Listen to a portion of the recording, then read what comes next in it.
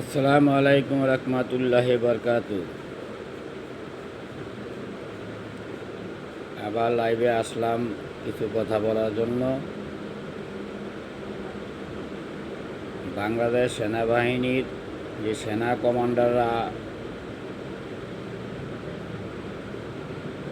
আন্তর্জাতিক ট্রাইব্যুনালে বিচারের সম্মুখীন হয়েছেন, তাদেরকে দেশের প্রচলিত আইনে যে বিচার করার জন্য আদালত নির্দেশ দিয়েছেন, সেটা অত্যন্ত দুঃখজনক। কারণ বাংলাদেশ সেনাবাহিনী এদেশের গর্ব, এদেশের মানুষের গর্ব, এবং আন্তর্জাতিক মহলও তাদের একটা সুনাম আছে। যদি তাদেরকে এইভাবে বিচার করা হয়, তাদেরকে হ্যান্ডকাপ পরিয়ে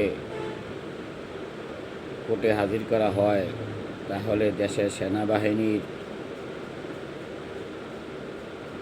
মান সম্মান নিয়ে দেশ এবং বিদেশে প্রশ্নবিদ্ধ হবে। আমি আশা করব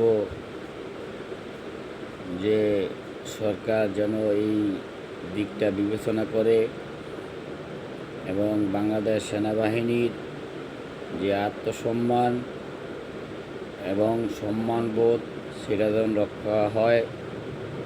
তাদেরকে সেনা আইনে বিচার করা হোক, তাদেরকে সম্মানের সহিত সেনা আইনে বিচার করা হোক। কারণ বাংলাদেশ সেনাবাহিনী যে সমস্ত কমান্ডাররা আজকে বিচারের সম্মুখীন হয়েছেন, তারা স্বৈরাচারের আদেশ পালন করতে গিয়ে আজকে তাদের বিচারের সম্মুখীন হতে হয়েছে। স্বৈরাচার যেভাবে আদেশ দিয়েছেন সেইভাবেই তারা কাজ করেছেন, এটাই স্বাভাবিক। এখন বর্তমান সরকার যদি সেইভাবেই সেনাবাহিনীকে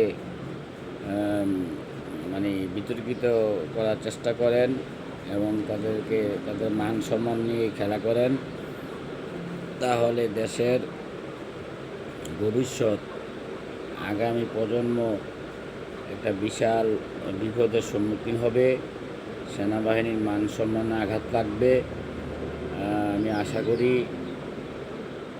বর্তমান সরকার সেই দিকটা বিবেচনা করবেন এবং সেনাবাহিনীর মান সম্মান অক্ষুণ্ণ রাখবেন এবং সেনাবাহিনীর যে সমস্ত বড় বড় কমান্ডাররা আছেন, জেনারেলরা আছেন, তাদেরকে সম্মানের সহিত সেনা আইনে বিচার করা হোক।